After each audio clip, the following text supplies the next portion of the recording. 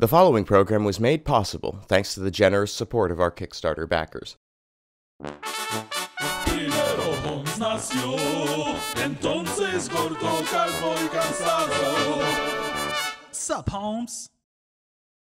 Beware, your host, Jonathan Holmes! Hello! This is exciting! Have you played everyone, Stephanie Sheh? I've looked at your acting bibliography, bibliography would be books, but there are animes and video games and movies in there. So many things you've done. You're a voice actress and a motion capture actress and a general purpose actress. How many roles do you think you've played, if you had to guess? Oh my gosh, I have no idea. I try not to keep count. It makes me feel really old. I've been doing this for a while, so, you know. And I don't know. How long have you been doing it? You and I think, are, yes.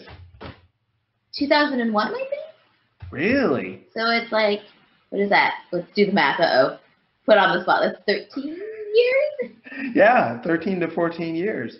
Yeah. And you're one of the people who has put a lot out there. I was able to find out your birthday, which I will keep to myself, but I know that we're around. Well, my birthday is out there, but I don't know if you have the correct birthday. Because for a while, there was a fake birthday, and then but it wasn't fake birthday. I don't even know where whoever, because IMDb is a wiki, and I'm sure your viewers are nerdy enough to know what a wiki is, Sure. But I guess there's theoretically moderators, but I don't know who has the authority to moderate it. But for a while on IMDb, my birthday was incorrect.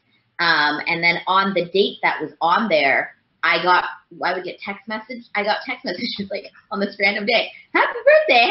And I'm like, why is everybody wishing me happy birthday? It is not my birthday. They're wishing me happy birthday in November, and my birthday is in April.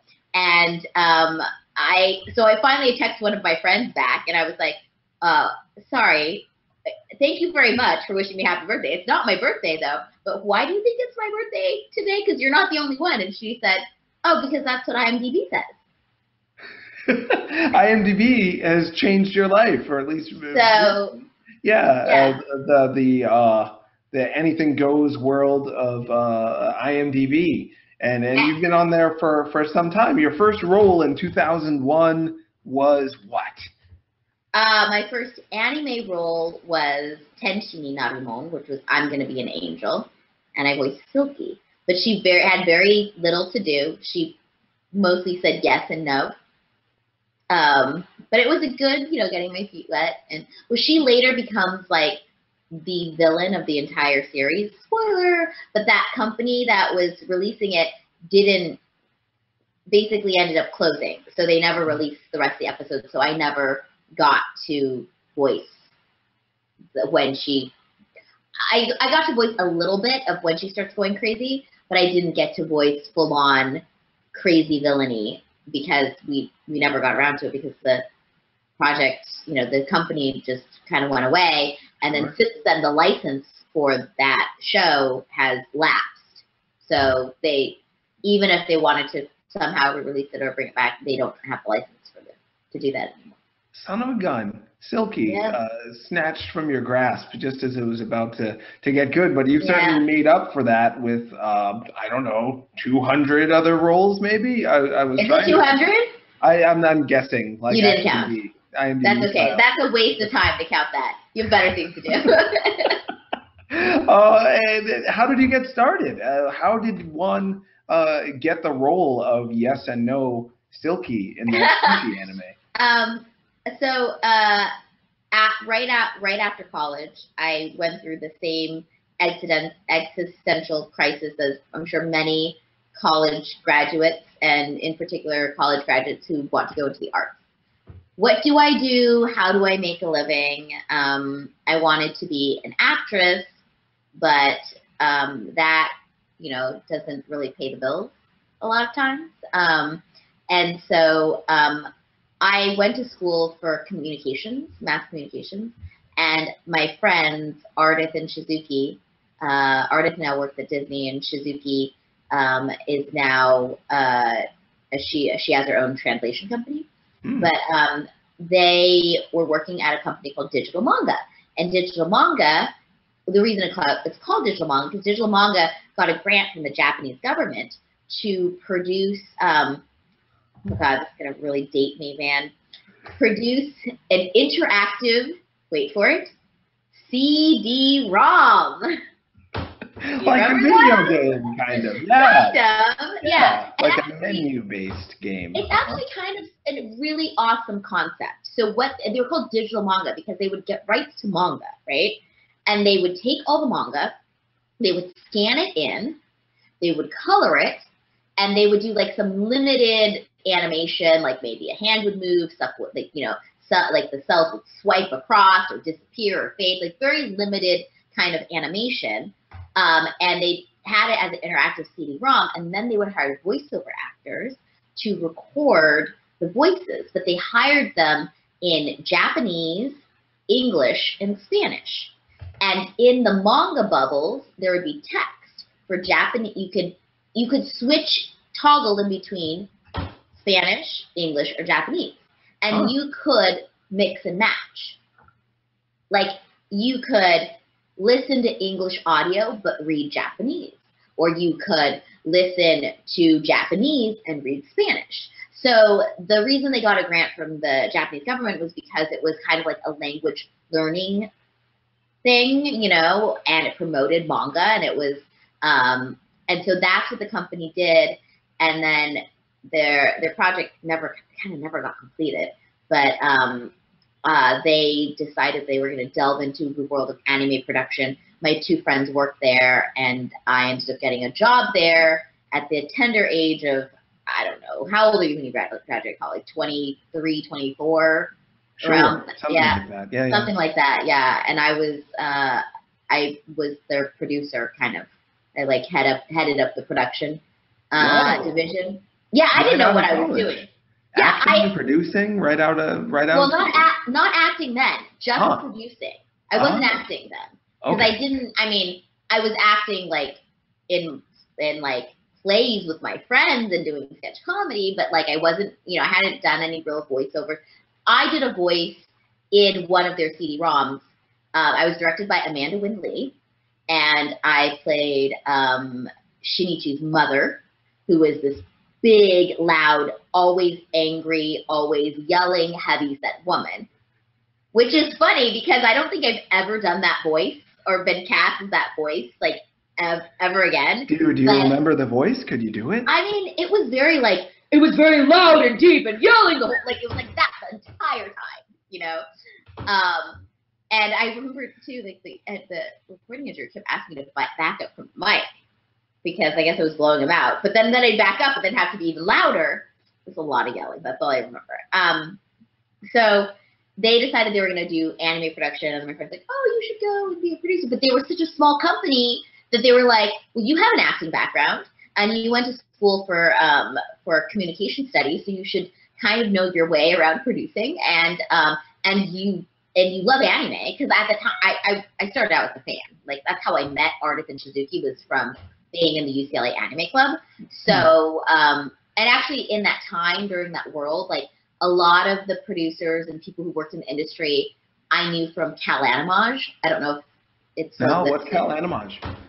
I think it still exists, but it's basically all the UC schools, their anime clubs. Like, Cal Animage was like the association of all, like, the anime clubs from all the UC schools. Every once in a while you get together and stuff. And, like, I don't know if you remember Jerry Chu. He was, like, head of marketing, I think marketing, at Bondi for a while. He was, I always get him confused. He was either UC Irvine or UC Riverside's anime club president. You know, Ardith and I were officers at UCLA. And, like, there was just a lot of people who we knew who were working in the anime industry. We knew them from them being officers at anime club. So official sounding. And if I remember correctly, at least from my perspective back then, anime and manga wasn't like this multi-billion-dollar industry in the United States. It was still kind of. Oh no, which is why like back then fan subbing was a totally different beast. You know, because it was like you couldn't get those shows. It wasn't like people spitting out fan subs of stuff that was because like they wanted to get it first. It was more like instead of waiting like a few months, you would have to wait almost maybe 10 years or something. And they're like, oh, they picked a pet show, or, you know, so also it was a totally different beast that like, I'm totally out of the fan subbing community now, but I was in a fan subbing group when I was in college. It was the process, it sounds like ancient process, because you would have to have a Laserdisc player, and then you would buy a thing called a Genlock that you would attach to your computer that would generate time code. Because keep in mind, we don't have masters. I don't know if this is too confusing to some of your viewers, but when you produce a show, there's a master tape, right? And it has a time code on it. So, and that's like the official time code. So you know, go to this spot in the show. It's gonna you know exactly what spot. Everybody's on the same page. It's like syncing your watches, you know. Right. But if you're buying a product like a Laserdisc or a DVD or back then a VHS tape, you don't have time code. So you don't know, you can't, there's no numbers running on the picture, so you can't say go to this time and have that start. So how are you supposed to subtitle if there's no time code? So you got to buy this Genlock and generate time codes, and you'd have to pick a sync point in the video, which is like you'd have to pick when 0 starts, because each time you subtitled, you'd have to hit a button at 0. So it better be someplace that you pick that you can do it exactly the same. So lots of times you pick like a music cue, like if there's like an opening little movie from like produced by da da da, and there's like a music thing like that, or there's like a visual thing that goes like bam, and then you pick that, so it's always the same time, and then you generate all your subtitles off of that. So, and the timing was seriously old school. You'd sit there, sorry, back up. Then you'd run it, and you generate a VHS tape that has time code on it from the Laserdisc, right? The Laserdisc is connected to a VCR through your computer, and then you generate a VHS tape that has the time code running on it, and then somebody would translate it, and then somebody else who did time coding would sit there and write down every single time code for every single line in and out code, you know.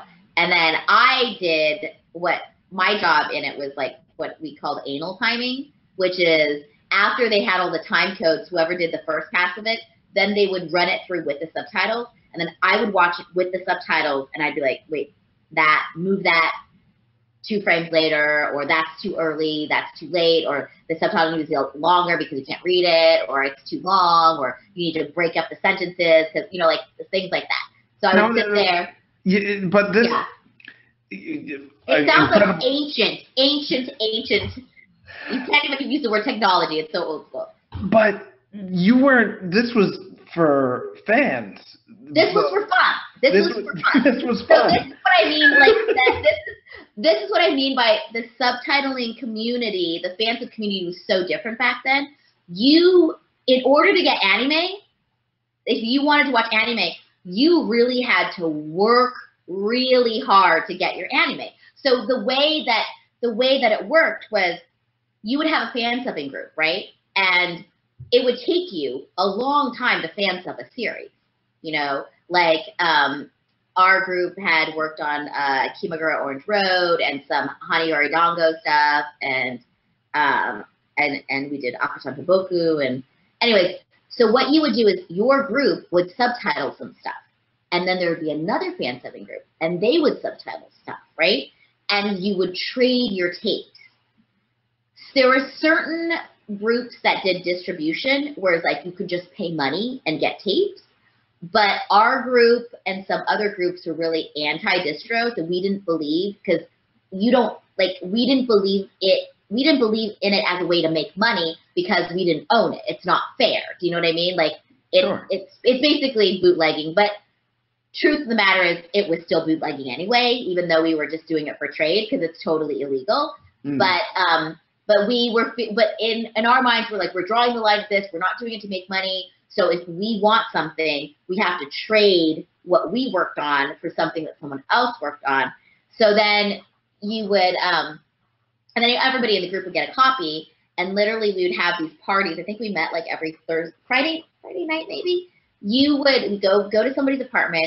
You would bring your VCR and your cables, and you would daisy chain all of them together. And then you'd have like the master copy, the master subtitle copy from the group that you made, and then you would dupe all of them. You duplicate them by having like 20 VCRs all chained together. Now, of course, the quality of the picture, it denigrates, it gets worse the later you on in the chain. So the hierarchy of the chain kind of depended on like how long you were in the group and how much work you committed to the project. If you were new in the group and you didn't do that much, you'd be like number 12. And if you were number 12, your video would start with, you literally see on your screen, play, record, play, record, play, record, play, record, play, record, play, record, because it was everybody else's VCR before you that you would also capture. Right. And did you end up moving up the chain? Did you start out at number 12 and eventually make it to number 1? I mean, I joined the group, I think, I want to say my junior year in college, or my sophomore junior. I was introduced to the anime club my sophomore year in college. I think I probably joined the group my junior year in college. So did you like anime and that sort of thing before that? No. Well, I grew up on Robotech, and I loved Robotech, but I didn't know that it was like Macross, and I didn't know it was anime. Media and all that stuff.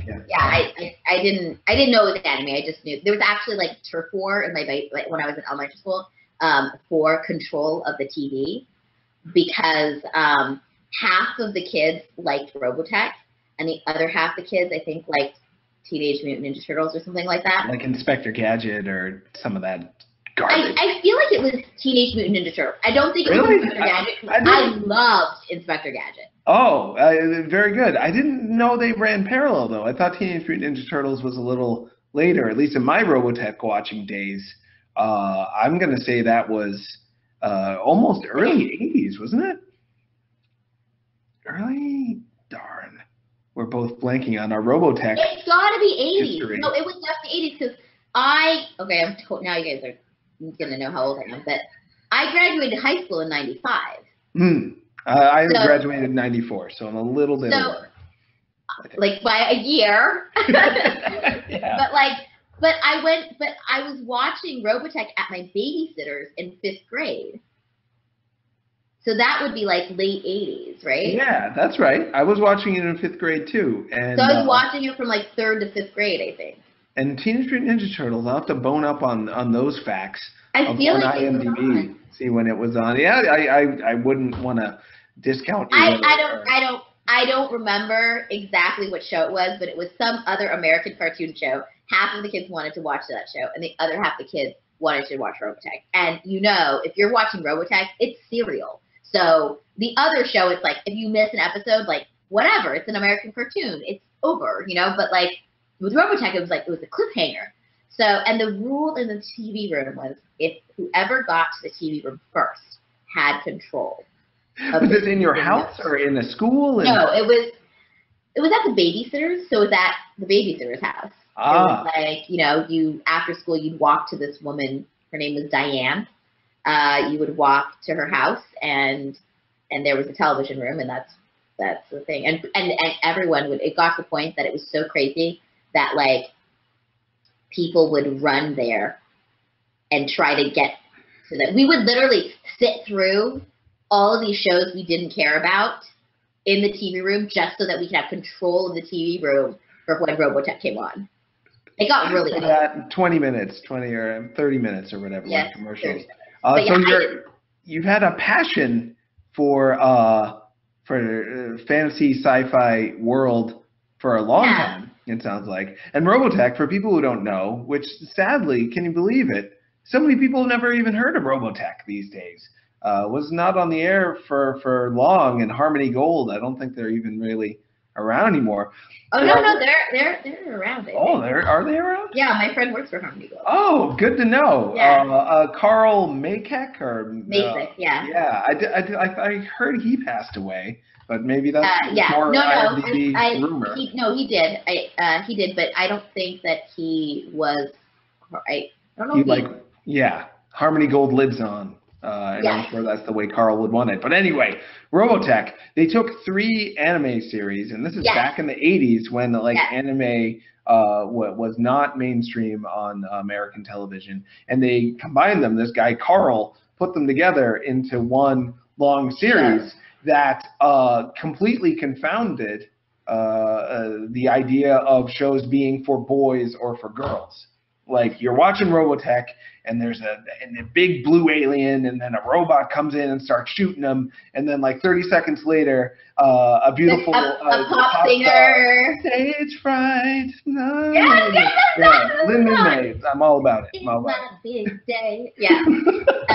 Yes. You know what? I was so into Min May in elementary school, and then when I met my friends Artis and Suki, and mostly Artis in college, she was like, ugh, Min May. What? She's so annoying and baby. And then I watched it as an adult, and she is absolutely right.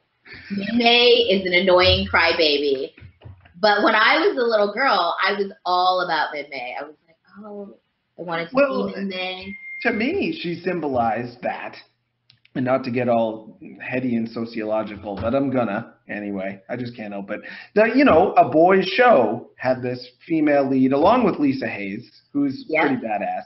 Well, that's who all the cool girls liked, was Lisa Hayes. For people who haven't seen it, Lisa Hayes is like second in command of this ship. Yeah. And she's smart. She's strong. She's pretty. Yeah. And she falls in love, as we all do. Yes. Heck of a show. But so your love of Robotech eventually evolves into you being like an anal subtitler. Is that right? Yeah. An anal timer. Uh-huh. Yeah, an anal timer. Very serious about the subtitling being perfect for no money. Probably dumping hours and hours into your life. To take a show that you had seen the subtitles for, and you had the story, but it wasn't about you. It was about sharing it with this community and maybe getting some tapes in return. Yeah, but still, you had this passion. Do you think it was that passion and that dedication to working for basically just the love of it that has eventually led you to have this storied and expansive career that you've managed to drum together? I love the genre. I definitely love the genre. That happened in elementary school. I wasn't like a full fan of. Then I kind of forgot about it. Back then, I didn't even know it was anime. I just knew it was cool and different, and people died, and instead of it wasn't just like a nice wrapped up whatever. And then in college, I was writing for the school newspaper, and my editor said, "This anime thing is like getting really big. Why don't you go do a story on the Anime Club?" And so I tracked down the Anime Club. I went down there, and here's the kicker. This is really why I got into anime. I go to the club meeting, and I had a midterm the next day, right? So it was like, oh man, this club meeting is like 3 freaking hours. What could anyone possibly do for like 3 freaking hours, right? I was really annoyed that I had to go to this meeting. And I go there, and the club president comes up and he goes, okay, today we'll be watching Evangelion, Escaflowne, Marmalade Boy, and Slayers. Oh, and there's somebody from the UCLA paper. If you want to be interviewed, stay after. And then that's it. And then the lights went down, and they just started showing anime. And they showed the very first episode of Eva.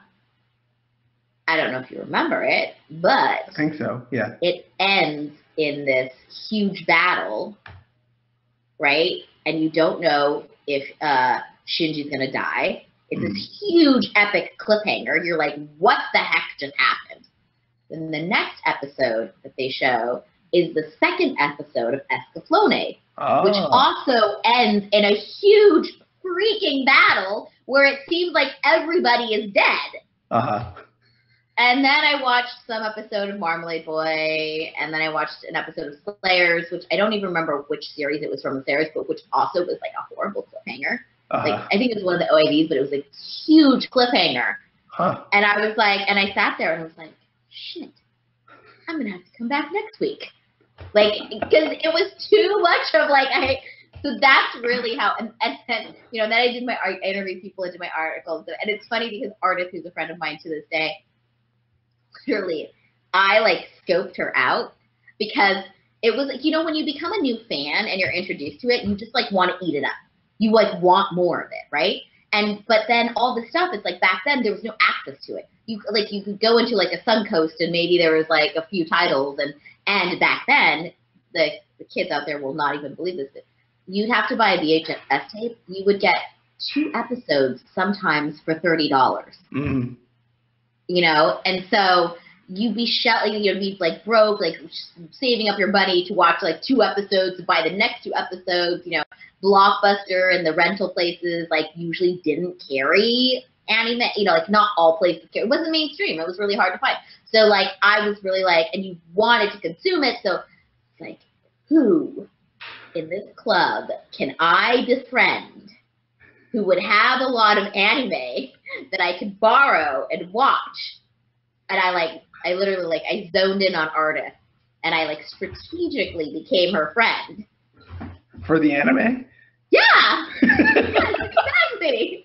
Well, how has it been now that anime and video games and so many other aspects of like exciting fantasy culture, you voiced a character in Fire Emblem, you voiced a character in Killer is Dead. I read that you voiced like background characters in Grand Theft Auto. I'm not sure which one. I think I did, but somebody told me I did. Oh, here's the thing with like games like Grand Theft Auto is because it is so huge and so top secret. So I got a call from my agent and said, "Oh, you're working on this game for whatever," but they don't tell you what it is.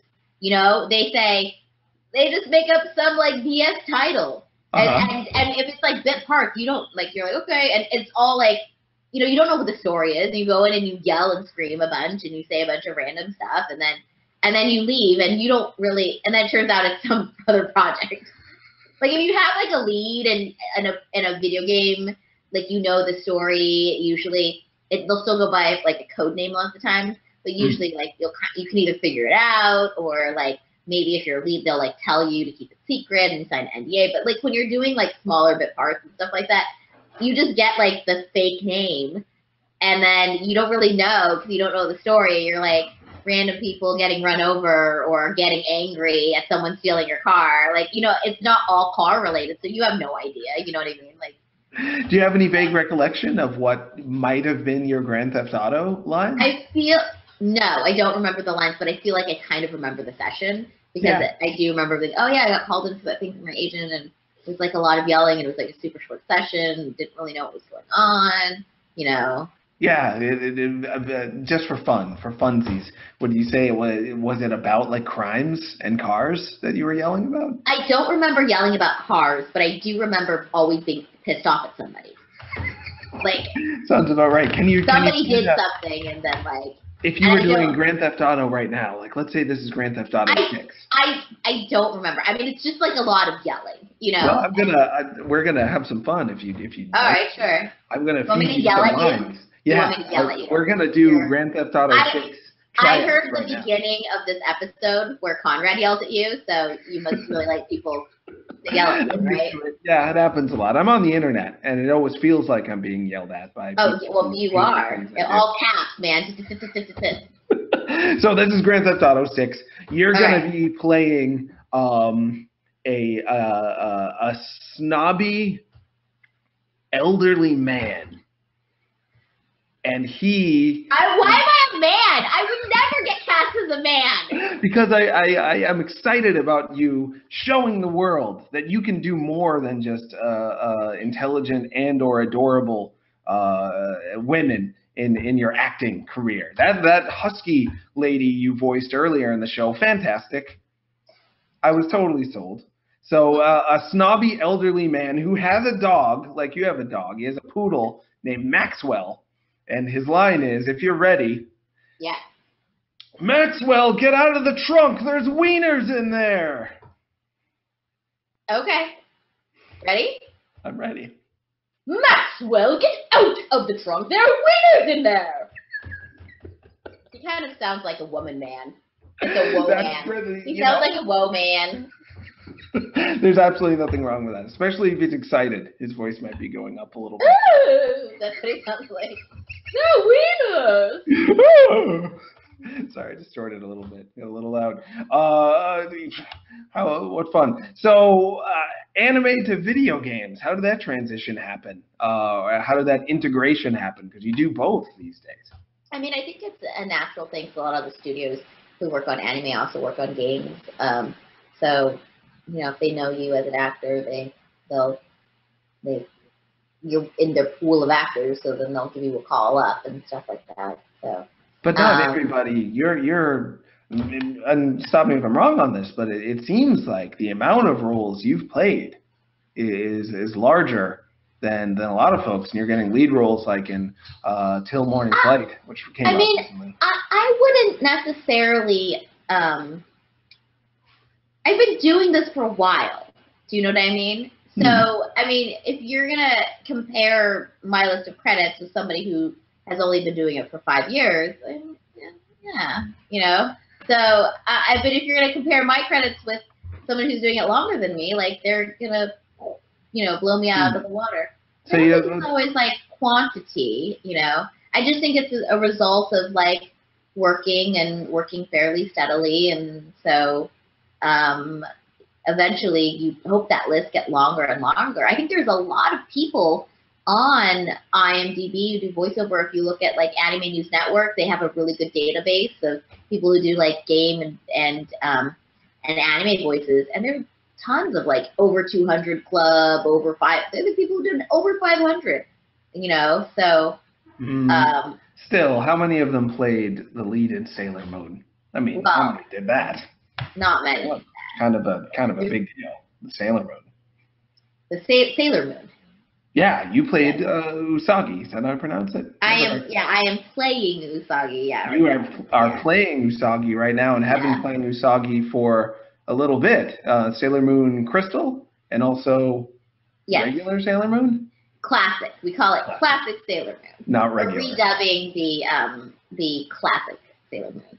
I mean, I think I'm really grateful. I think it's cool. But it's not like it's not like I haven't been doing this for a while. And sure, I think that stuff started out kind of slowly, and then stuff picked up, and then career goes like it's just natural.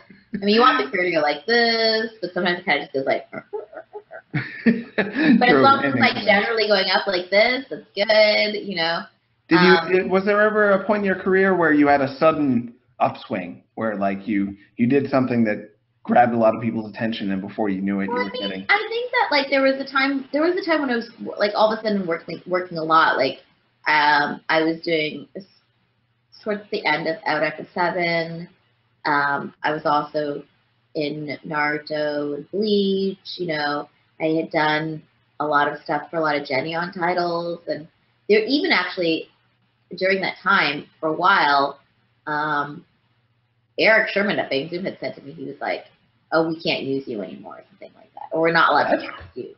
We're not allowed to cast you because you were like overexposed. Exactly. They were like, Stephanie's in too many things, and I was like, "Well, then cast me with a different voice." And they're like, so they only gave me very small parts and stuff. So I mean, it happens, you know. That just happens sometimes. Yeah, I suppose so. Well, it doesn't happen to you. It does sound pretty normal, because like. I mean, it has happened to me before. Like that happened to me where like I was out of work. I wasn't getting as much jobs because literally producers were saying, don't hire her because she's overexposed. Wow. So it can happen. I mean, it's a funny, like, fickle industry. You know, it doesn't happen really. It's funny because it doesn't happen in, like, mainstream movies. Yeah. No one's gonna be like, let's not hire Tom Cruise.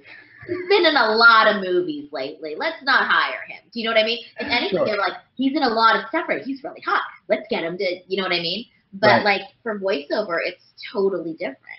They get worried. They like, I think it's because, you know, for on-camera stuff, in a way, what you're selling is the actor, like their fame and their celebrity. And for voiceover, what you're selling is the character. And if it's too identifiable with a certain actor, maybe it pulls you out of the realism of watching the show. You're like thinking too much about the actor instead of the character, Sure. you know? Yeah, I don't know. Or maybe it just sucks to be anime voice actor because the industry is harsh and cruel. I don't know. No, but it makes sense when your voice becomes closely associated with a particular character. They might want to have a new character, not bring that association with it. Just like, sure, Tom Cruise can play anybody he wants, but like Mark Hamill, voice actor, but he struggled big time because people are like, oh, he's Luke Skywalker. Let's not cast him in anything. Everyone who's going to see this movie is going to think of him as Luke Skywalker. So he, in a way, from what I've heard anyway, had to turn to voice acting, but then did an amazing job with it and is now known just as much as the Joker as he is for his role in Luke Skywalker to a lot of people. And he's super talented as a voice actor. I mean, he's known for the Joker, but he's really versatile. Yeah, absolutely. And you've done some on-camera stuff too, if I remember correctly. Did you play Olivia Munn once? No, I didn't play Olivia Munn. I played Mini Olivia Munn. Oh, my mistake. You played Mini Olivia Munn. I played Midget Olivia Munn. That's all really thanks to my friends Vinny and Kristen Rutherford, who worked at G4. And they were like writers and producers on G4, and so they have to do little bits and stuff like that. And they've always been like really good to me. And they're like, so they'll write their friends into stuff, and they were like, we think Olivia needs to have a mini-me, you know. And it just came along kind of perfectly that there was there. So you know, Attack of the Show, which in G4 is no longer around, but it was a really great show, especially for a lot of nerds and geeks and people who love technology and stuff. But it's a live show. That I'd been on this show a few times, and I had so much respect for the people who work on that show. It is a live show. I think it was on at 4:30, but every single day they were there, and it was live. And the cameras are moving around, and the shots and everything, and the makeup people and like wardrobe, and everybody had to be on point. The hosts, Kevin Pereira and Olivia Munn at the time, they've had several hosts, a bunch of hosts and the guest hosts and stuff like that. But they had to be on, because when they were on, they were on. So I would think that having a job like that is really exhausting. And then so over Christmas break, what they'll do is they would film like kind of like specials or compilation stuff. And the reason they have that, and they'll do little sketches that are filmed out, is because everyone else needs to go out. They need to be given a break, a vacation from doing this every single day live, So they wanted to do this like kind of clip show, because Olivia on the show had dressed up as a lot of like kind of like, she like plays different outfits and in her sketches and stuff like that. And so there was one like some, like, I think it was a Wonder Woman thing or a superhero thing. Like, so I showed up basically as Mini Olivia, but more like a stalker of Olivia's, who basically decided that I was her sidekick, and that I was like, I don't know if you can still find it online, but I just show up, and she looks at me and she's like, who the hell are you? And I'm like, I'm Mini you, I'm Mini Olivia. She's like, I'm your sidekick. And she was like, you don't even look like me. You're just Chinese, like she's like half. And then and then I like grab onto her leg, and I won't let go. And then she calls for security, and they're like yanking me off her leg and stuff. So it was like it was a fun bit. And then there were some other things they did on the live show where they needed an assistant, like because they were playing, these two guests were going to play War, the card game, while they were going to be like pelted with like eggs and like a leaf blower and like toilet paper and stuff like that. So they needed like an assistant to hand Olivia stuff and help throw stuff. And so they're like, oh, we'll just bring Mini Olivia. We already established her as a character.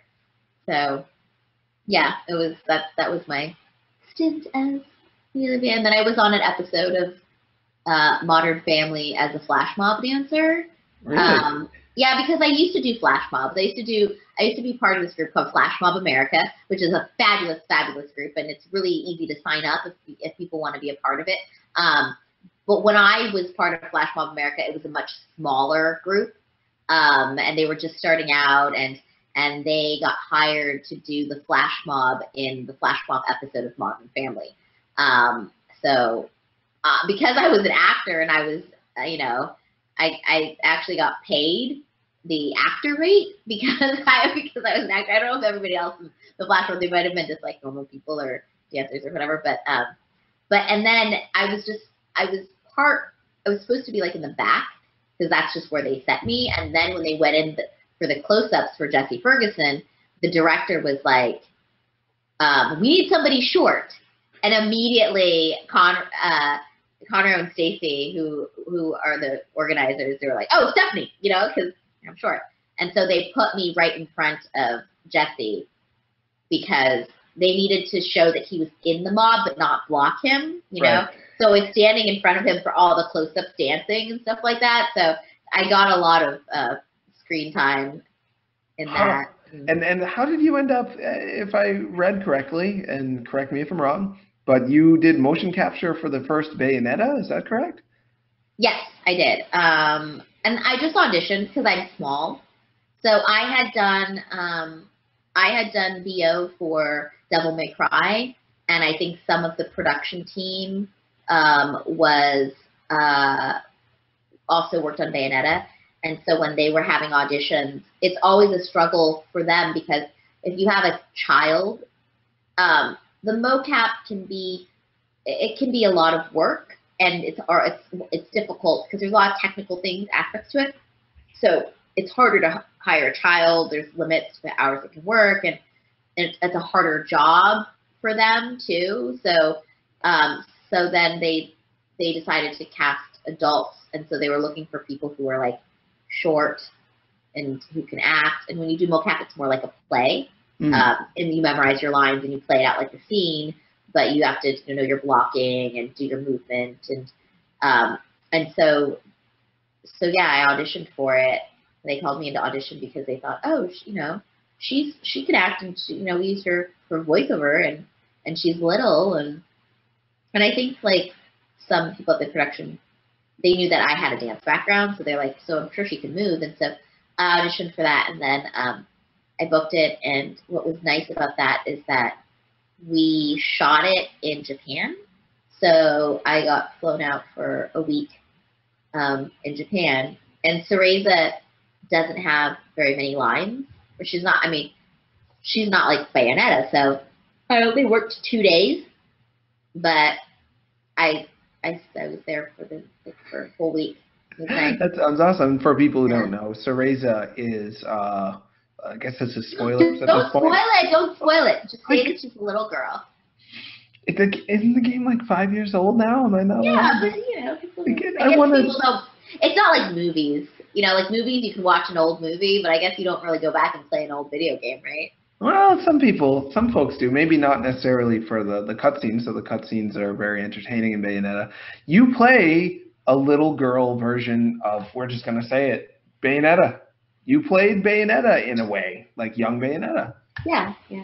And you've played Usagi from Sailor Moon. You've played this plethora of roles. How does it feel to have embodied such a variety of different characters? Do you feel like you're you're getting full representation? Like, are people getting to know the full Stephanie Sheh through all the characters that you've played, or? Well, I think like you always want to try to expand your range. I don't sit around being like, I am so awesome.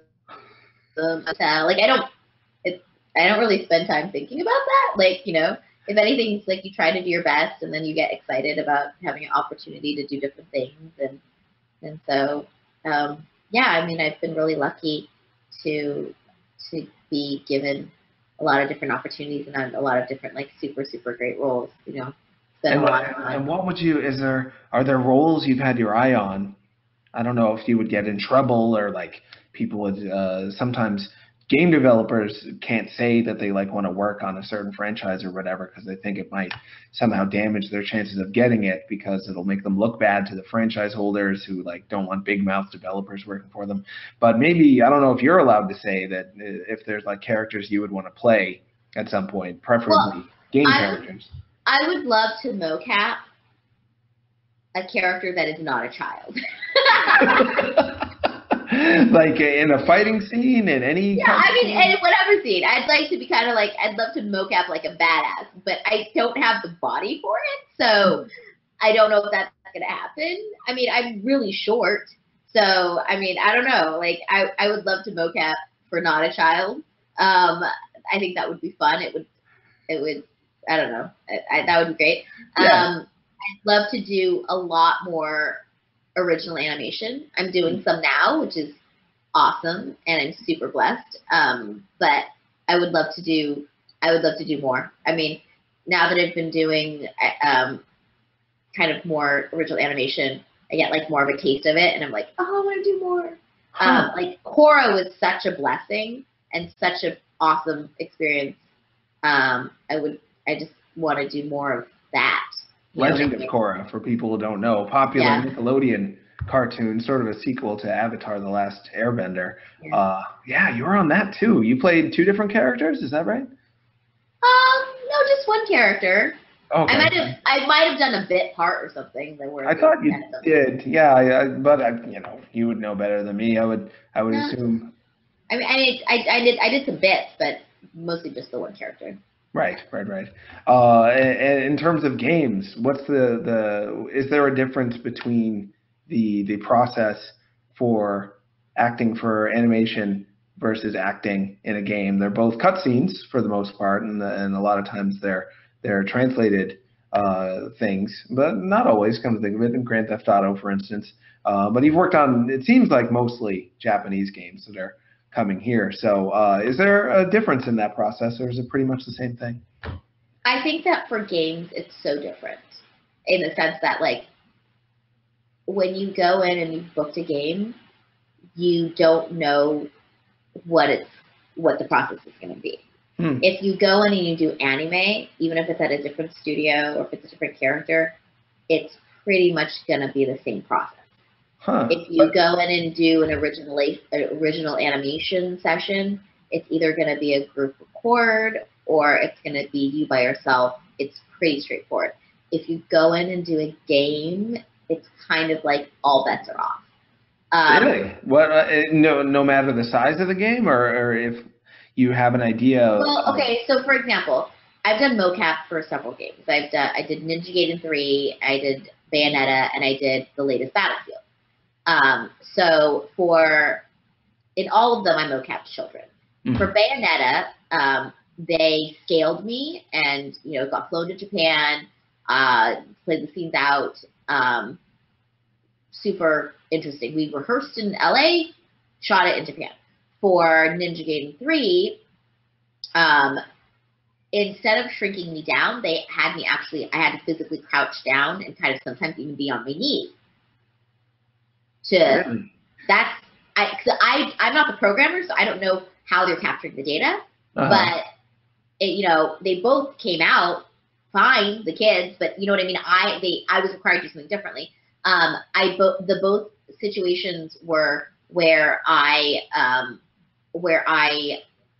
played it out like a scene. But for Ninja Gaiden 3, we had shooting days where they filmed us with a video camera. And then they determined what the shots were going to be like in the cutscenes in the game. and then we went back and we mocapped it. Huh.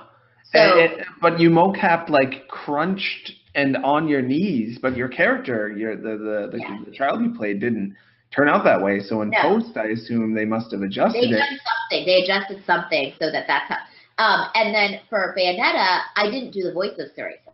I auditioned for it, but they got a real British child who sounds fantastic and way better than I could have done for that.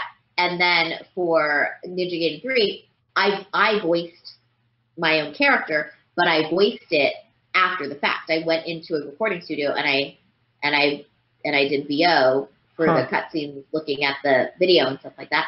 So, and then for Battlefield, it was totally different because I was running around with a camera helmet and a microphone, and everything was captured. We played the scene, but everything was captured in all at once. And for that game, they're not cutscenes; it's in-game. So you have to be able to move in a way that can like cycle. Does that make sense? Almost. What the heck? So it's not captured. You've got a. No, it's captured. It's captured, but it's not like it's the way that the game is programmed. Like if it's in game, like you can. If it's the import games tend to do cutscenes, right? Mm-hmm. You see it, you play, and then it's a cutscene that's like CG animation. Sure. That's like a little movie file thing. They use the actor's data to generate that, and they generate it as a standalone movie clip. You can't change it or interact with it in any way. Sure. But some of the more bigger domestic games, they've gone away with cutscenes. The events get triggered as you're playing. Right, in-game. Sure. Yes. So the data of the body of the character movement is still the actor performing it, but it's not, and this, you'd have to ask the programmer about this, but like, it's done in a way, it's seamless woven into the gameplay. Yeah, so how do you perform, like you need to perform, I guess. Well, you don't really perform the beats of the scene any differently, but you also have to be able to, when you're standing around, have some kind of movement that cycle, but isn't distracting, but is believable to the character. Does that make sense? You have to generate, like when Sonic the Hedgehog, when he stops moving, he'll look at the camera and tap his feet. You have to like come up with one of those, like a standing animation. Yes, yeah.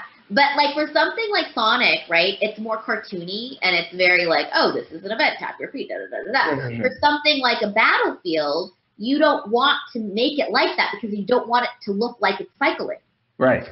Right? So you kind of have to, exactly. So you just have to come up with something in a way that is not distracting, that provides some movement, that if it cycles, or if it gets used multiple times, it doesn't feel like it's just cycling. Uh-huh. And I'm sure on the programming end, they do things so it's not just a loop. They make it more seamless, or they have various variations and stuff like that. But everything was captured all at once because I had the helmet and the, Wow. So you and a bunch of like other actors. That's just for mocap, Mm-hmm. That's an example of like 3 different games, 3 totally different experiences. Then you go in to do a game, and even if it's an import game, when I say import game, I mean a game that was done in Japanese or Russian or French, and now you're doing the English VO, right? Mm-hmm. So any of even those games, like you can come in and the script might only be your lines, so you don't know what you're talking to, and they'll say just give me 3 in a row. And so you give them 3 different takes because you don't really know what you're responding to or what you're talking to, and you just hope the director knows what it is, Or you will have a script that you can read who you're talking to, and they'll say, give me 3 in a row, right? Or they'll run the scene or shoot the page. Or I know of some games where it was a group record. It was voiceover, but they called in multiple actors so they could play the scene off of each other. And it wasn't mocap, it was just voiceover. It was a voiceover group record. And then sometimes they'll say things like, you have to match the timing. So sometimes you just go down the page, it's just 3 in a row. You have no reference. You just do whatever you do. Other times we're going to play you the original language, and after you hear it, give us 3 different ones. You want to be as close to the length as possible. Other times they say you can do whatever you want, just use it as a reference. Then sometimes they say you can be any length as long as you're not over. You know, so like so it totally varies depending on the way that the game is programmed, you know, and the way that the studio is running that session. So you just don't know. It's more whatever, you know. Son of a gun.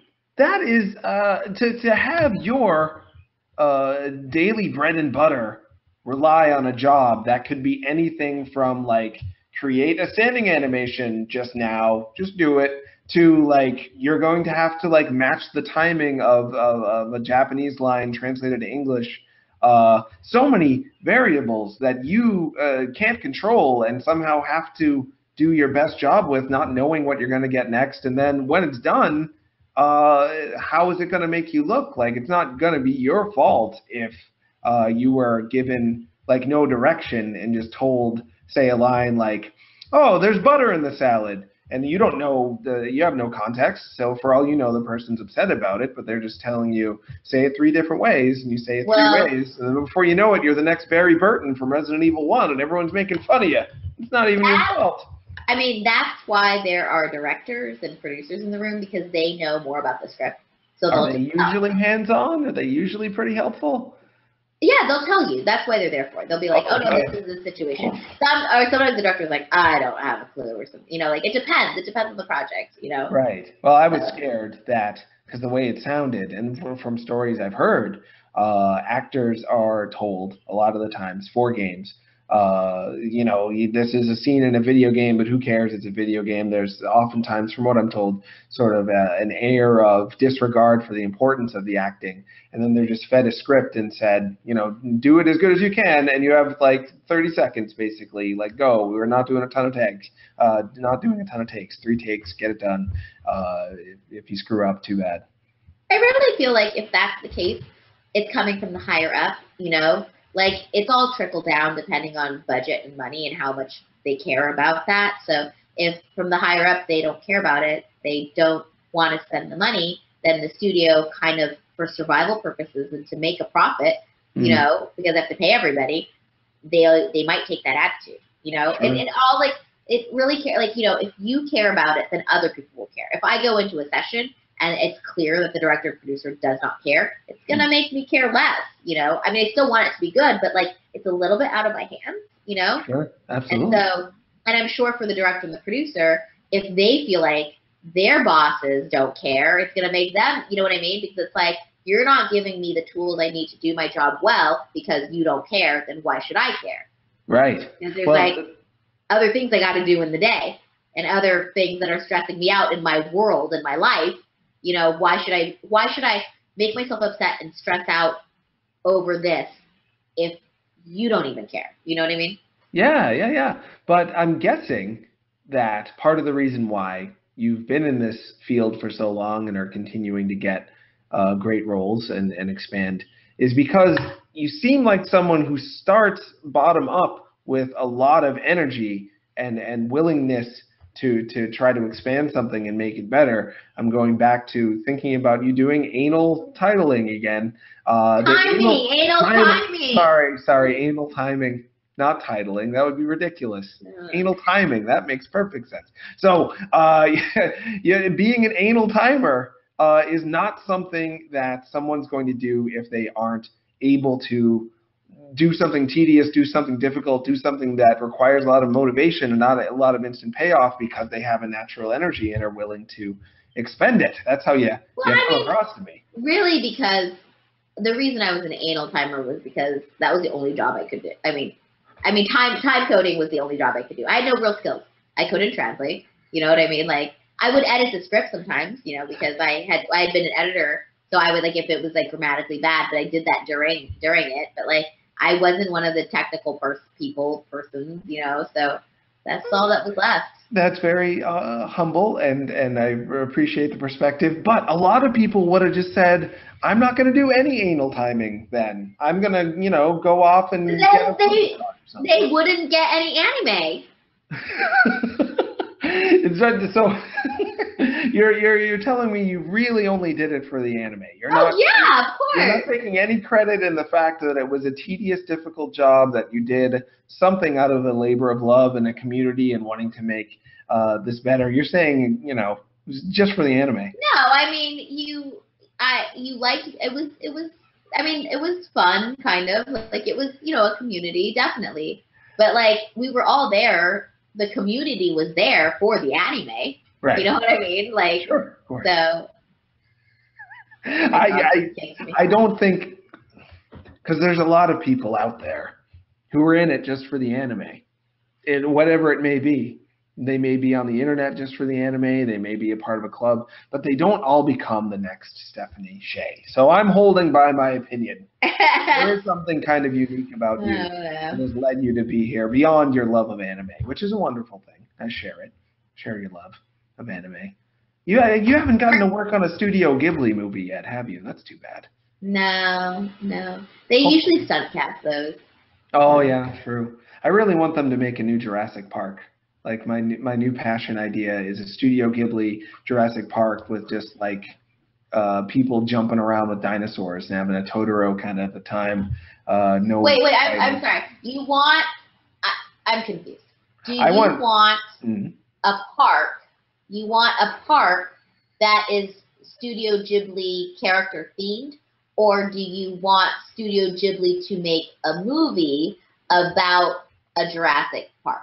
I want them to make the next movie, Jurassic Park 5, Totoro edition, where they're just having a good time. And probably the bad guy would be... The first option is so much better. Can you imagine?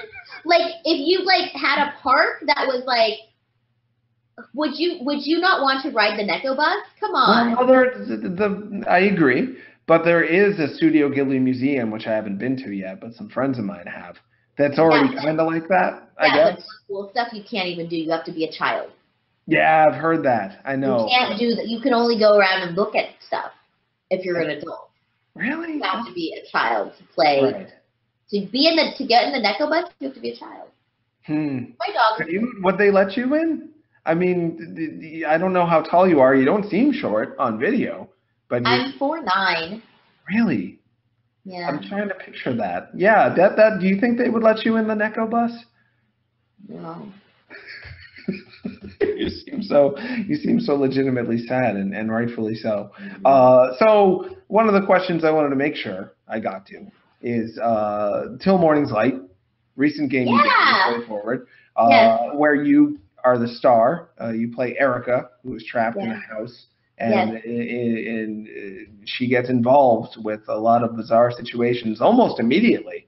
There's Cyclops bugs she has to beat to death with a flashlight, which is a surprise. How did it feel to go from playing characters like Usagi in Sailor Moon, where there's a lot of preconceived ideas of who that character should be? It's a worldwide icon, very popular on T-shirts and book bags, versus getting to bring an all-new character to life? What was the difference between those two processes? What was really nice is that the script is so well written, and there's a little bit of humor in there already. And Adam and Christina really kind of allowed me to just kind of play with it, And so she ended up kind of being. We did a Twitch thing a couple days ago, and Adam actually had told me, he said that Erica was not originally written that snarky, but I guess because we had about 3 rounds of recording sessions, so they had some lines and then they rewrote some lines, or they added more lines and they just made her snarkier and snarkier because of the way I was reading it, which I think is more entertaining because you're in this haunted house and you're going through and there's bugs and other things that you have to solve and stuff like that, and I think if there isn't that snarkiness and a little bit of the humor type of thing, it can get kind of tedious. I don't know. Sure. I downloaded it. I was playing it yesterday, and my roommate was like, so like in the game, if you get stuck because there's puzzles, you can sometimes when you enter the room, you can collect these coins and you can purchase a clue, and then like when you get the clue, it's like Erica ends up saying, I could really use some help right now, and like my roommate was in the kitchen and she was like, I don't know if it's you saying that or the game saying that. It's me, the game. Sure. Yeah, well, I've always felt that horror games, puzzle-based games, to have them offset with humor. The point-and-click games, puzzle games, they often had humor to offset just the kind of cold logic that you have to apply all the time. And same with horror games, to have moments of levity, so you're not in tension all the time. Because when tension becomes the new norm in a game or in anything, you don't feel it anymore. You get numb to it. So to have some moments of lightness then makes the tension and fear stronger. So in that way, it's not unlike Resident Evil. You kind of did become the next Barry Burton, now that I think about it. I don't know if you played Resident Evil 1. The voice acting is very funny, unintentionally. Master of unlocking. Yeah, exactly. Yeah, and you've kind of pushed that forward, except it's intentionally funny in your game. Yeah, well, for the early Resident Evils, the actors were expats living in Japan. Yeah, I'd heard that. So I think that's probably, and I'm sure the people directing them also, those poor actors probably didn't really know what was going on, and I'm sure maybe the people directing them too were. Maybe I'm speculating. I don't know. Like I think you're absolutely right. They couldn't tell if it was sarcastic. You know what I mean? Like sure. But I directed a few Resident Evil games, and I voiced Rebecca Chambers in a bunch of them. And Liam O'Brien and I, co-directed Resident Evil 5. And one of the things that they were trying to do, starting from 5, and I think they did quite successfully, is that they tried to make it more serious. And a little bit more real, but then have moments where they kept the campiness, because that's what people love about Resident Evil is the campiness. So they try to make it actually scary instead of cheesy all the time, and then add a few cheesy lines here and there. You directed the voice acting on Resident Evil 5? I co-voice directed that. Cool. Yeah. That is awesome. And did you play any characters? If you play the game, there's one scene where like you hear a woman scream, and you go into the room, and then she becomes this big Plaja monster, which means her face like splits open. Yeah, towards the beginning, the blonde woman in like a red dress, I think. I don't remember what color her dress is, but I did that, which is mostly screaming and then monster noises. And then I think Rebecca is like a downloadable expansion pack or something that you can somehow play with. So I did that for 5 in terms of VO, but mostly co-voice directing. And did you play Rebecca in one of the on rails light gun games? Umbrella Chronicles or Dark Side Chronicles? Were you in either of those? Yeah, I co-directed Dark Side Chronicles, and the very first game that I voiced Rebecca in was the Umbrella Chronicles game for the Wii. Oh, cool. So that was the first game that I voiced Rebecca in, yeah. And then, Liam and I co-voice directed Dark Side Chronicle, and then I directed Revelations. Oh, you directed Revelations? Yeah. Pretty cool. And that was the one, in my opinion, Revelations 2 has carried this forward, but really got the Resident Evil feeling of sometimes it's just like legitimately tense and scary, and sometimes it kind of knows that it's funny and is light and silly. 5 had some of that too, but 5 felt very, very serious and gritty to me a lot of the time. Yeah, that's what they really wanted to do. They wanted to make it way more gritty. They wanted to make it way more real. And then after 5, they were like, well, we want to keep in some of the camp because that's what the fans love. And so it was like finding a balance and stuff. Yeah, we didn't, neither Liam nor I directed or worked on Revelation. I think it went to a different recording studio than the one that typically hired us for. So I think it has different voice actors than the ones that were used in the first Revelation. Sure. I think. Yeah, I think you're right. Revelations 2, you mean, has a different studio. Yeah, I think so. Is it out? I don't know if I'm supposed to say those things. Oh, yeah. We'll move on. We'll move on. Months ago. Okay, it came out. Okay, good. So I'm not like revealing anything crazy.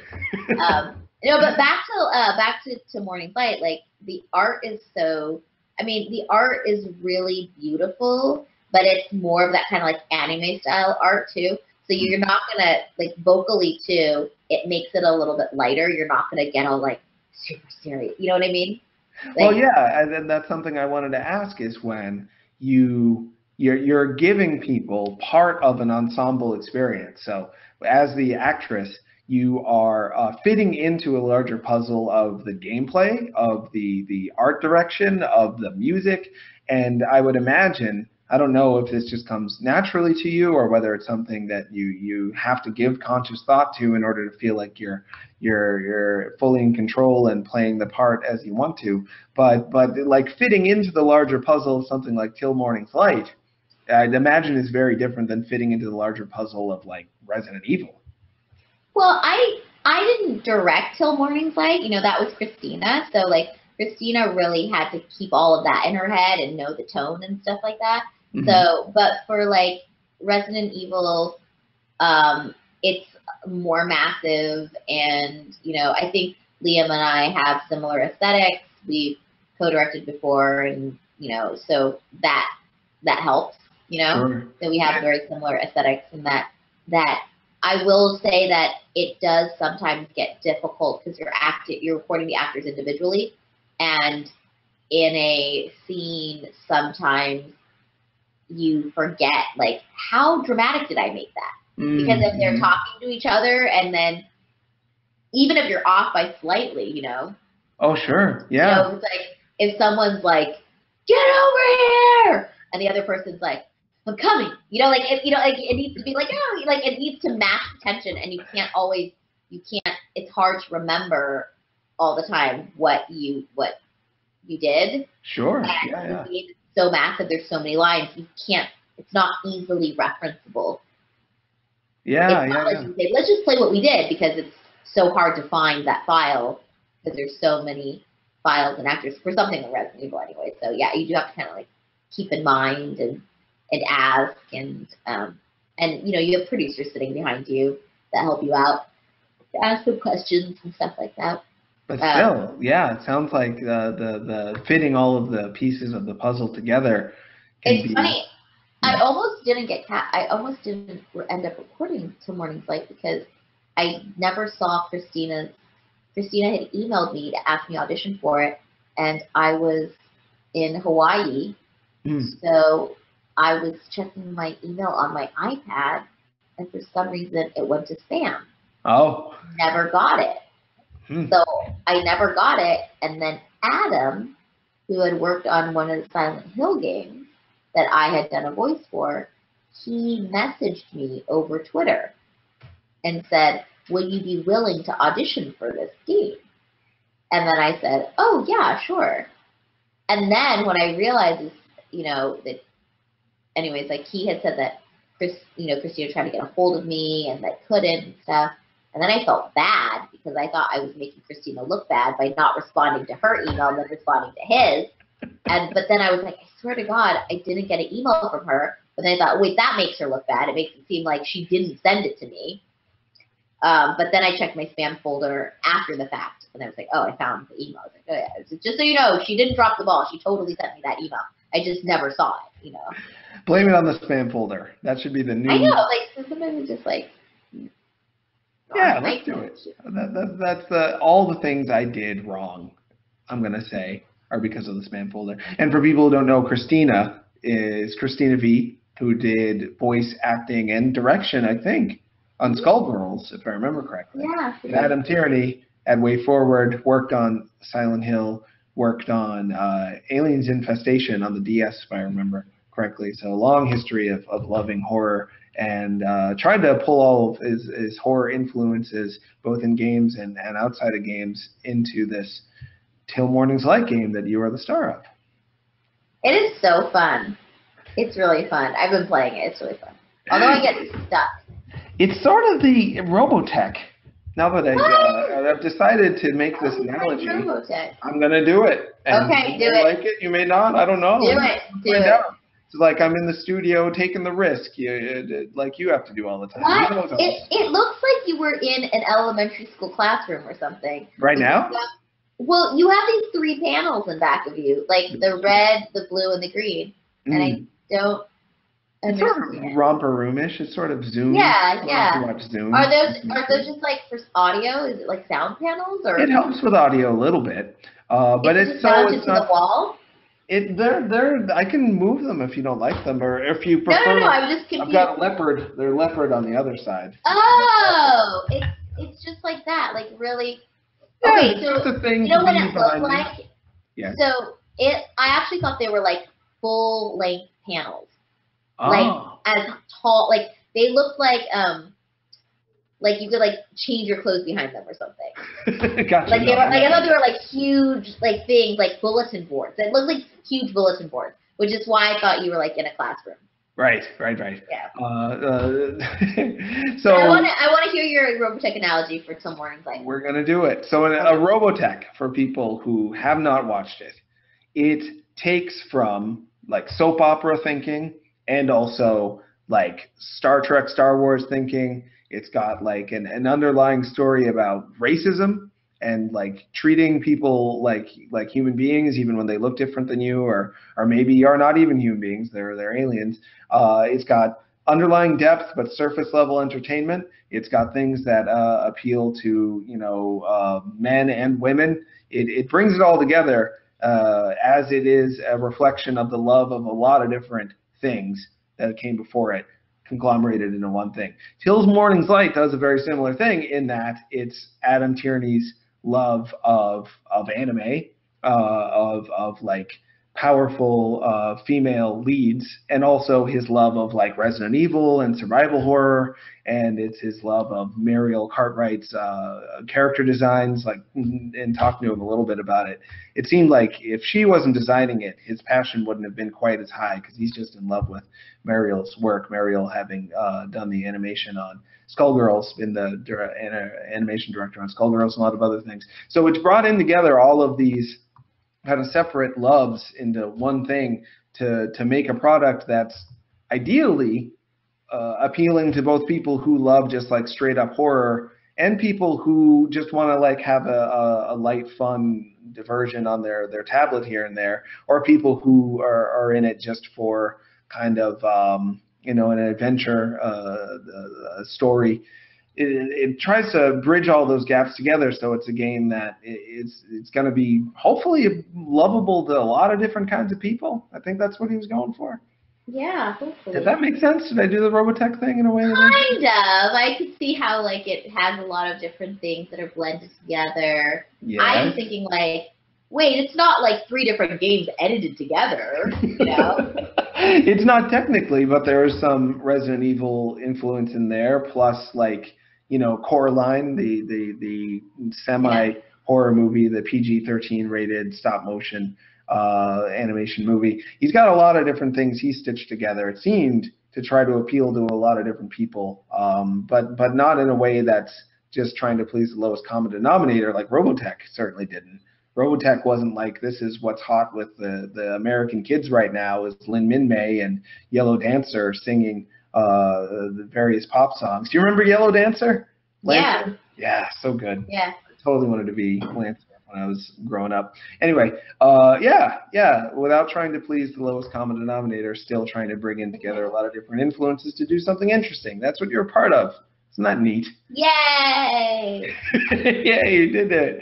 But I didn't quite get to zone in on a little more specifically the difference between trying to play somebody that's a well-known and loved character versus bringing a whole new character to life. What are the different feelings, thought processes that go behind that? Is it more pressure to play somebody like Usagi from Sailor Moon, or is it more pressure to play an all-new character that you have to like grow a fan base for? I feel like there was more pressure to play Usagi, but that's mainly because of what Sailor Moon is and how much it affected people and how many people knew it and how much history there is. And also, like, you know, when I went to record Till Morning Light, I was more in the dark, ironically, because I don't know what's going on in development. I don't know what the game is really going to be like. You don't really, you know what I mean? They show me a few pictures, they kind of explain it and stuff, but like you go in to a session kind of never really knowing like how hard the company's going to push the product or what it's, you know, you don't, it's harder for me to know exactly like what the gameplay is going to, you know, be like, to put all of that in my head and stuff. And you just don't know. You have to kind of like trust the director and trust the producers on that project. I knew that I had a good time. I knew that I thought the script was great and it seemed a lot of fun. But like beyond that, I really didn't know like where it was going to go or what it would become, and you know how fun the game actually would be and how cool and great everything sounded and looked. You know, so it's like, yeah. Anyways, it's just hard to anticipate or know that, so then you don't really have as much pressure in terms of like kind of creating the character. You just kind of go with what you feel is best, and then you get guided by the director. They'll say more this or less. No, she's more this or whatever. And they were very like open to like kind of they were very open in terms of her character. They had some ideas and what they wanted, but the rest of it they were kind of like open to like to see what I would bring, which was kind of nice. You know, like it feels like you're building something together.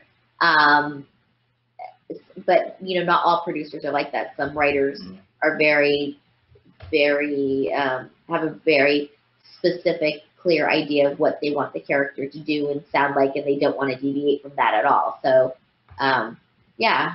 Sure. Sounds like it absolutely does, and it sounds like you, whether you intended to or not going into it, and you strike me as someone with humility to the degree where you probably wouldn't think this going into it. That's my guess. That you got to co-create this character in a little bit more of a meaningful way, like you were saying earlier, Adam Tierney at Way Forward. He adjusted the writing and the overall feel to it because of what you were bringing to it. And because of that, you influenced the other side of things just as the other side of things was influencing you, which is really awesome. Yeah, it was. The other thing, too, that I liked is like it's fairly like natural, like and kind of like a very, very naturalistic feel, and I feel like I'm probably using what's closer to my normal voice than anything I normally get cast for. So yeah, that's something I actually wanted to ask about. Do you feel like you have to have like a lexicon or an internal like categorization of all these different voices that you have to play all these different characters that you may be called upon to play? Or do you get more just into the feeling of the character and then hope it comes together as it should naturally? Or do you have to consciously decide like this is Rebecca Chambers' exact like vocal tension and all that stuff when you play her? I mean, there's certain things that you decide. For me, like you decide on pitch, placement, texture, if there's a speech impediment or an accent, you know, those are the kind of the things that you kind of decide on. And then after that, it's really about the character's personality and attitude, and that kind of helps inform how they're going to sound, you know. Sure. Do you feel like for example, if you take the voices of somebody like Hinata and Mikuru, right? They're kind of the same voice, technically. Breathy, high-pitched, young. But their attitudes are different. And so if you add that layer on top of it, they sound different. You know, they can sound different. I mean, there definitely will be overlap, but like what is driving your performance should always be the acting and the character and the personality. You know what I mean? Absolutely. I'm thinking about Sylvester Stallone for some reason, and how he does the opposite of all of that. As much as I like him, he seems to have the same pitch, tone, accent, speech Well, impediment. it's different because you're talking about like a celebrity that's on camera, and Mhm. celebrities pretty much the way they get to be celebrities are that they play them more something that's themselves. Hmm. You know, Yeah, because like people feel like they know them and they want that consistency in all yeah, their they roles. want that. They want to see people who go to see Julia Roberts wants to see Julia Roberts in a Julia Robertsy type role. You know. Well, I want to see Stephanie Sheh in a Stephanie Sheh type role. I want to see Well, your there you name in go. bits. Yeah, that'd be awesome. Is that what you would have to do if you wanted to, break into? Write your congressman. What? I don't know. If you wanted to go Hollywood, and do you feel like you would, in that way, have less interesting work ahead of you because you would just be playing yourself more often? Oh no, not at all. I mean, I don't. I mean, I think that I disagree. I mean, I just feel like sure there would be. I don't think you ever really play yourself. I think you play facets of yourself. Okay, sorry, I'm moving around too much for a puppy. He's like trying to sleep.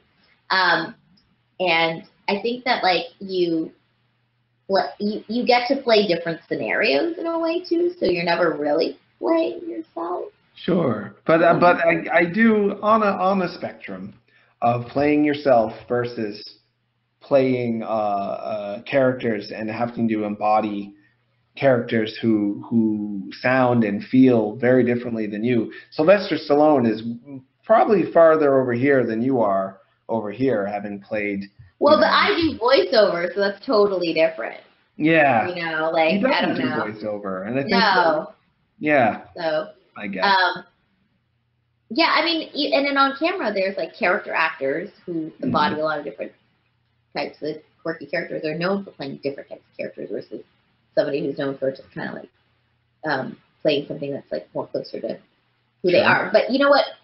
And that's also can be misleading because when we say closer to who they are, it's what our impression of who they are is based on how they come across on camera. Mm-hmm. In their private life, they might not be anything like that. Do you know what I mean? But Absolutely. they play that type of character well. So sure. You never know. And for people who would want to get into voice acting, would you say that having an interest or a background in character acting versus whatever you call Sylvester Stallone's acting style is? I hope I don't sound like I'm disparaging poor Stallone. I love Stallone movies. I don't. Here we go. I just want to like clarify. I don't think that it's a different acting style. Yeah. I think that it's more about choices of roles. Mm-hmm. I guess. Like I don't think there's no like it's not an acting style, I guess is what I'm saying. Well, I think about Michael Cera too, who I quite like. But people hate the fact that he seems to be kind of the same guy in every movie. Like at first they liked it and always wanted Michael Cera to play basically the character he did on Arrested Development. Then suddenly they turned on him and hated him, and I haven't actually seen him in a thing in a little while. It's so fickle. Yeah. It is it's so hard. It's so fickle. I don't know how you do it to have that much of your life, your livelihood, your productivity, your bread and butter rely on this fickle industry. It takes a lot of guts. I know. That's why you have to have like rhino skin. It's hard. No, it's hard. Yeah. That's what people are like. I want to be a voice actor. I want to be an actor. Well, that's the other thing I was going to get to is that I don't think I think voice acting is acting. Yeah. It's acting. There's an element that your voice is being recorded. There's a technical element that if you're good at certain things, it will garner you more work. If you're more versatile, there are voice actors who only do one voice, and they're really good at that one voice, and they work a ton. And there are voice actors who are like super versatile. You know, there are voice actors who just do kid voices, and that's what they do best. You know, so the more versatile you are, the more open you are to more work, the more accents you can do believably, the more work you can get, you know? So, but I think behind all of it, whether you're doing on camera or voiceover or any of it, is that have to be an actor and you have to be a good actor, because that anybody can do voices. Anybody can do voices. Anybody could like say, oh, I'm going to talk in a high pitched voice or a low pitched voice or a, you know what I mean? It's about bringing a character to life, and that's all about acting. Mm-hmm. So I don't think anybody can do voices. A lot of people can. Well, what I mean is, like, you can make a different voice. Anybody. I know people with physically. just robot voice, and I'm like, do your funny high-pitched voice, guy. And he's like, hi, how are you? And I'm like, do your low-pitched voice. He's like, hello. And it's like the same. I think you take it for granted the plethora of skills you have, both your ability to be versatile with voices, and then on top of that, your ability to apply those skills to actually bring a character to life by conveying emotion genuinely and getting into their head and really embodying them, which I think is, personally, having done a little bit of both on the side for funsies, voice acting, you have so much less control and have to rely so much more on one particular tool, which is just your voice. Whereas with on-camera acting, there's a lot more ways. I guess you could screw up, but there's also a lot more ways you could cheat and get by if you didn't quite pull it off with just your voice. You might be able to distract with your hands or something like that. But with voice acting, you don't get to control anything about the physical character. All you have is your voice, and somehow you have to make that work. It's hard. Yeah. Yeah. Yeah, great job. I'm so glad you did it. Gosh darn it, I talked too much, and I think I blew through the questions time. Oh, Sorry. no questions. But they can ask you on Twitter, I guess, questions. You're on the Twitter, I think. Yeah, I'm on Twitter. It's just my name, at Stephanie Sheh. You're gonna mostly just see pictures of this guy. That's one heck of a dog. I wish our dog Is he like totally asleep, right? I can't even tell. He's never been happier. This is just as good as it gets like, for him from the looks of it. He's like, I want to leave. He's a rescue dog. Oh, really? Yeah. Oh, that's great. They found him on the side of the freeway. Oh, son of a gun. Huh. And how has he adjusted to living with you? Pretty good. He's still kind of skittish around men, especially like larger men. Sure. And it's, everyone is, it's clear that someone used to hit him because he used to really flinch when you try to pet him and run away if you lifted up your leg. But he's gotten so much better. His PTSD is diminishing, but he still has bouts of like, he gets crazy, like just stupid stuff scares him. Yeah. Wrestling past plastic bags, and then he freaks out and he growls at reflections. Like if it's dark, like if the television is off, and you can kind of see a reflection, then it's like looks spooky to him, and he starts growling at the TV. Mm-hmm. If the TV is on, it's just the TV. He doesn't like violence. If my roommates like pretend to fight or like hit each other, he starts barking at them. Like he is not into, or if people start yelling, he gets really upset and he starts barking. And so I'm glad he's confident enough, though. It's a sign of your good parenting, your dog parenting, that he has the confidence to bark at something he doesn't like, because dogs who've really been traumatized, they just like pee their pants basically and run in fear. So he feels like he can affect his immediate surroundings. I think that's more his nature. Yeah, that's good. I think he thinks that he's a super tough dog, and he doesn't realize he's just like this cute little, not too bright, adorable puppy. Well, I'm so glad you have him. And they can find more pictures of him on your Twitter. They can look for you in things that you've done. I would suggest just looking on IMDb and Wikipedia, because it's the only way to even begin to keep up. We didn't even talk about how you were in friggin' Ape Escape, one of my favorite games ever. You were in some of the later games, if I read correctly. So many things you've done. Kill La Kill, I think you're in that too. Yeah, Kill La Kill. Yeah, an anime cartoon to watch. So many things. Check her out, and also check out her game Till Morning's Light, where you really got to bring that character to life in a direction that matches your personality. It's so fun. It's so fun. It's so fun. Yes, it is. It's so fun. I'm going to show. Look, it's on my phone. Wait, I should have done this earlier. That's okay. It's Amazon Game Studios. That's who made it. That's who published it. on phones, on tablets, and who knows? It might come to other things too, I hope. As for me, I'm at TronNauts on Twitter. You can follow me for things that I'm doing.